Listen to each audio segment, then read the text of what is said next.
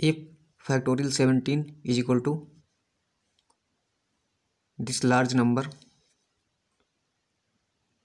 where a and b are two missing digits, find a and b.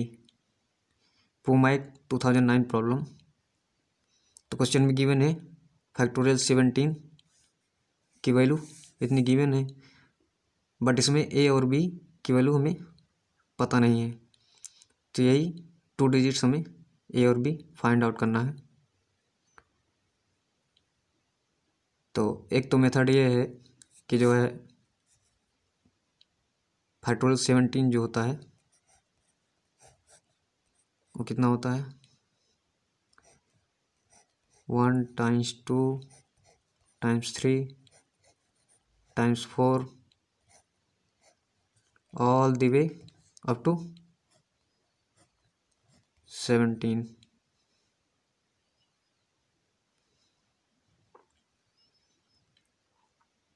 तो एक तो method ये है कि फैक्टोरियल 17 जिसकी वैल्यू इतनी होती है इसको इन सबको मल्टीप्लाई करें और जो प्रोडक्ट आए उससे हम कंपेयर कर लें इस नंबर को, तो हमें ए और बी की वैल्यू फाइंड आउट हो जाएगी। But this is a very lengthy process and tedious, so we are not going to do it. So we will apply a simple method to solve this question. So we know that factorial 17 is equal to 1 times 2 times 3 times 4 times all the way up to 17, or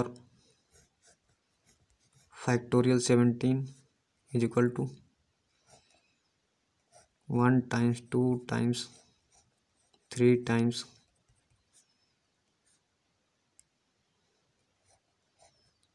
9 times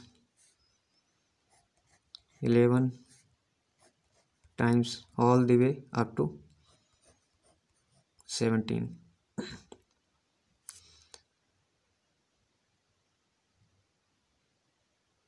तो हम देख सकते हैं यानी factorial 17 1 से भी divisible होगा, 2 से भी डिविजिबल होगा, 3 से भी, यानी 1 से लेकर 1 से लेकर 17 तक सभी नंबर से डिविजिबल होगा 17। फैक्टोरियल 17 1 से लेकर 17 तक जितने भी नंबर्स हैं सबसे डिविजिबल होगा। तो इसके लिए हम मॉड 9 और 11 लेंगे, क्योंकि इनकी डिविजिबिलिटी रूल याद करने में हमें आसानी होती है। सिंपली सब्ट्रैक्ट या ऐड करना होता है नंबर्स को। आप चाहें तो 3 भी ले सकते हैं, मॉड 3 भी, क्योंकि उसका भी डिविजिबिलिटी रूल आसान है और हमें याद भी है। तो चाहे 3 ले मॉड या 9 ले, बात एक ही है। तो मॉड 9 लेकर और मॉड 11 लेकर इसको सॉल्व करते हैं। तो हमारा नंबर्स क्या है, तो फैक्टोरियल 17 यानी इतना है, तो ये 9 से भी डिविजिबल होगा और 11 से भी डिविजिबल होगा, यानी 1 और 17 के बीच जितने नंबर हैं 1 और 17 से लेकर 1 से लेकर 17 तक 1 से लेकर 17 तक जितने भी नंबर्स हैं फैक्टोरियल 17 ये सबसे डिविजिबल होगा। तो हमने बताया अभी कि हम मॉड 9 और 11 लेंगे इस नंबर के साथ, क्योंकि ये हमें याद है अच्छी तरह से और सिंपली हमें केवल ऐड और सब्ट्रैक्ट करना रहता है। तो फैक्टोरियल 17 की वैल्यू इसमें इतनी दे रखी है, तो इसके साथ मॉड 9 और 11 लेंगे, क्योंकि फैक्टोरियल 17 इक्वल टू इतना होता है, तो इन सबको आपस में मल्टीप्लाई करेंगे, तो मल्टीप्लाई करने पर इतना आता है, ये गिवन है क्वेश्चन में। तो यानी 9 से ये डिविजिबल होना चाहिए और 11 से भी।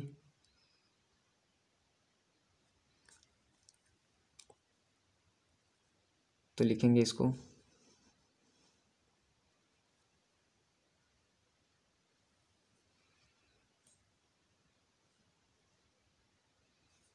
3 + 5 + 5 + 6 + 8 + 7 + a + b + 8 + 0 + 9 + 6 + 0 + 0 + 0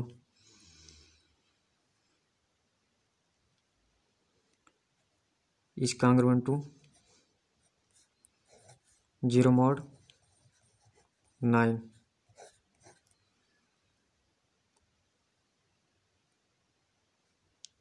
क्योंकि हमने अभी बताया कि ये जो नंबर्स हैं ये 9 से डिविजिबल होना चाहिए, और हम जानते हैं 9 की डिविजिबिलिटी रूल कि if a number is if the sum of the digits of a number is divisible by 9 then the number is also divisible by 9, so we will apply the divisibility rule of 9 here। So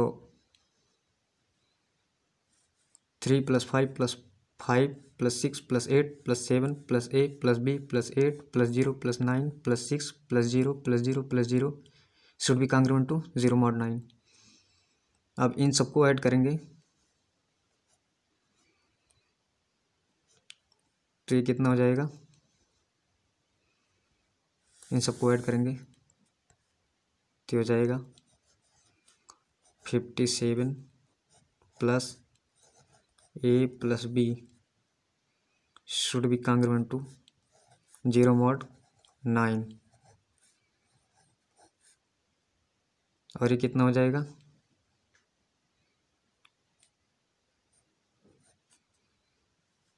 ये हो जाएगा यहाँ से 57 को 9 से divide करेंगे तो कितना हो जाएगा रिमाइंडर,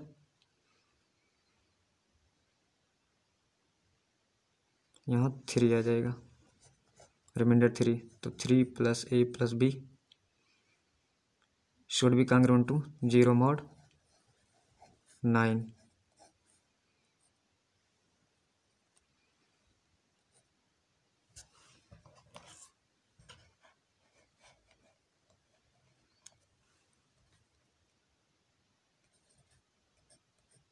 तो 3 + a + b should be congruent to 0 mod 9। तो यहाँ से a + b की वैल्यू कितनी आ जाएगी, दोनों ओर से 3 सब्ट्रैक्ट कर देंगे तो हो जाएगा a + b = 3 + 0 mod 9। तो a + b is congruent to कितना हो जाएगा, ये -3 mod 9। तो a + b is congruent to -3 + 9 mod 9।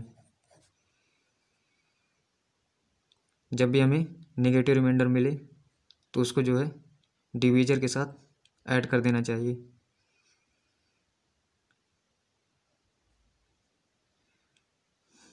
तो ये हो जाएगा a + b is congruent to 6 mod 9।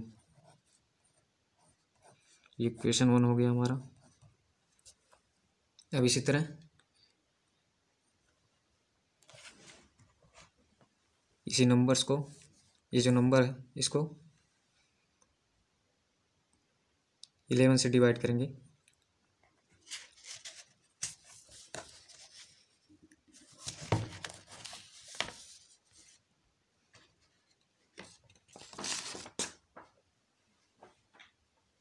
तो जब इसको 11 से डिवाइड करेंगे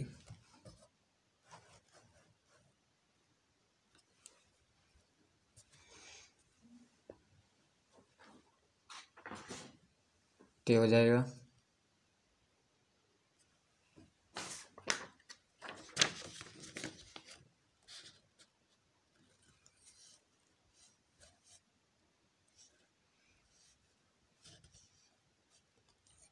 3 - 5 + 5 - 6 +8 -7 +a -b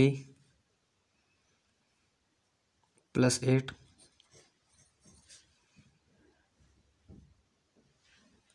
-0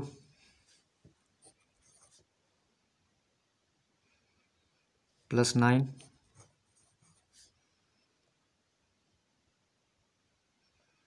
-6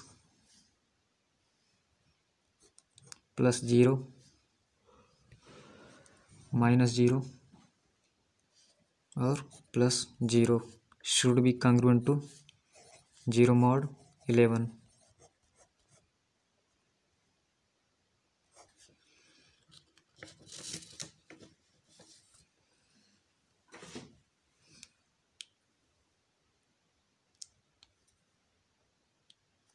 क्योंकि हम जानते हैं कि 11 के लिए डिविजिबिलिटी रूल यह है कि if the difference of the alternating sum of digits of a number is divisible by 11 then the number is also divisible by 11। तो ये जो हमारा नंबर था इसका जो है अल्टरनेटिंग डिजिट्स का, इसकी जो है difference of the alternating sum of the digits हमने निकाला, ये difference of the alternating sum of the digits. तो alternating sum of the digits इसका डिफरेंस हमने निकाला तो इतना आया। तो ये 11 से डिविजिबल होना चाहिए, तो हमने इसको इस तरह से लिख दिया।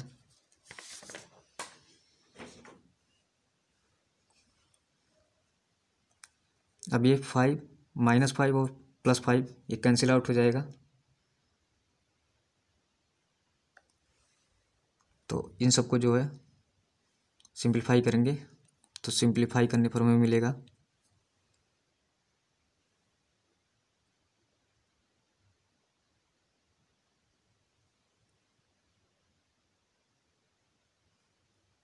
ये मिलेगा 9 + a - b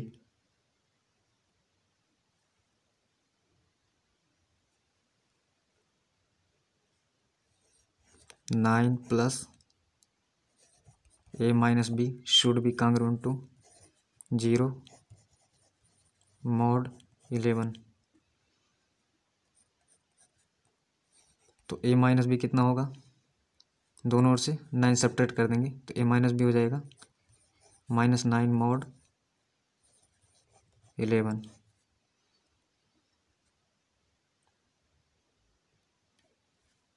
so a - b is congruent to -9 + 11। जब भी हमें नेगेटिव रिमाइंडर मिले मॉडल इक्वेशन में तो उसमें जो है हम डिवीजर ऐड कर देते हैं।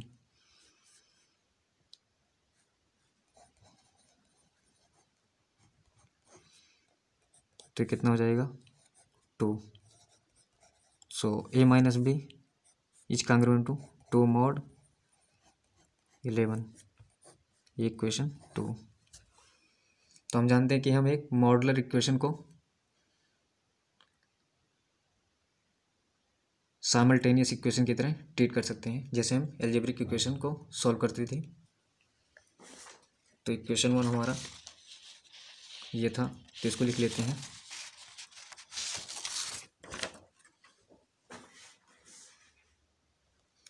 इक्वेशन 1 था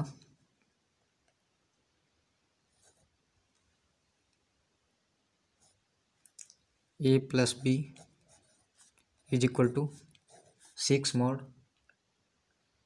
9। तो हम लिख सकते हैं a + b is equal to 6 mod 9, ये था। और दूसरा इक्वेशन ये हो गया, ये पहला इक्वेशन था, ये दूसरा इक्वेशन। तो इसको लिख सकते हैं simply a + b is equal to 6, क्योंकि हमने अभी बताया कि जो मॉडुलर इक्वेशन होता है उसको हम जैसे हम साइमल्टेनियस इक्वेशन सॉल्व करते थे वैसे ही लिख सकते हैं। और इसको, ये हमारा इक्वेशन 1 हो गया, इक्वेशन 1 था ये, और इक्वेशन 2 ये है, तो इसको लिख लेते हैं a minus b is equal to 2, ये इक्वेशन 2 हो गया।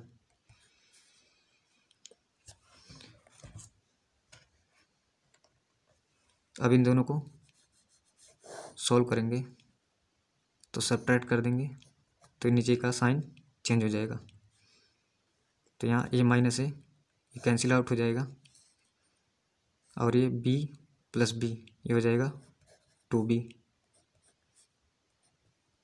तो 6 माइनस 2 ये हो जाएगा 4, तो यहाँ से b की वैल्यू हमें मिल जाएगी 4/2, तो यहाँ से b की वैल्यू कितनी आ जाएगी 2। अब b की वैल्यू आ गई, अब इसको जो है सब्स्टिट्यूट कर देंगे, चाहे 1 में सब्स्टिट्यूट करें चाहे 2 में, b की वैल्यू चाहे इक्वेशन 1 में सब्स्टिट्यूट करें या 1 में करें या 2 में करें, बात एक ही है। So that we could find the value of a, तो a की वैल्यू प्राप्त करने के लिए हम जो है b की वैल्यू सब्स्टिट्यूट करेंगे, तो आइए सब्स्टिट्यूट करते हैं इक्वेशन 1 में। तो b equal to 2 on substituting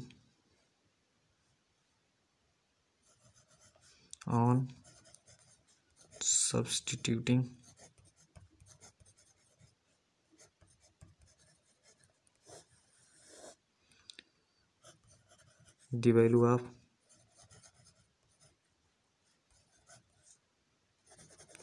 of b in equation 1, we get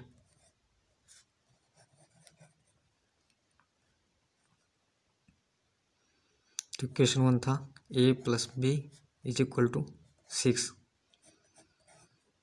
तो b की वैल्यू इसमें सब्स्टिट्यूट करेंगे तो हो जाएगा a plus 2 is equal to 6, तो यहाँ से हमें a की वैल्यू आ जाएगी 6 माइनस 2, यानी a is equal to 4।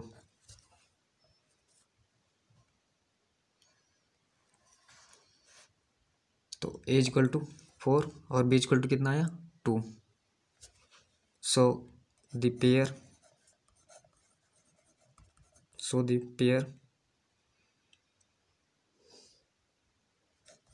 a and b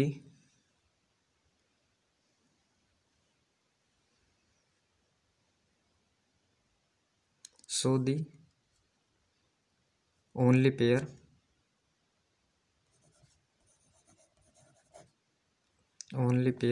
a and b which satisfies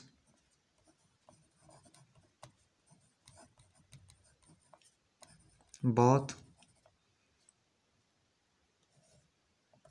conditions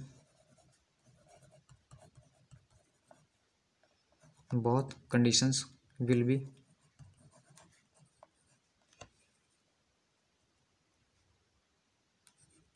four and 2, यानी a इक्वल टू 4 और b इक्वल टू 2।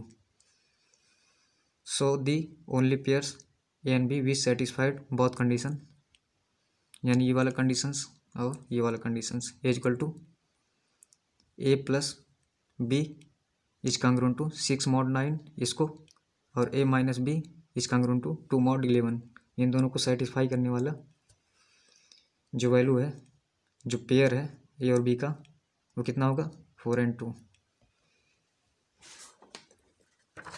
तो यहाँ से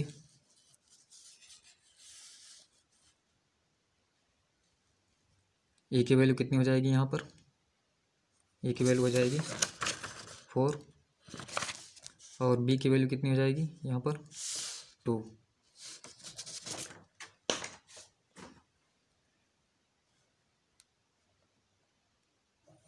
सो a is equal to 4 and b is equal to 2.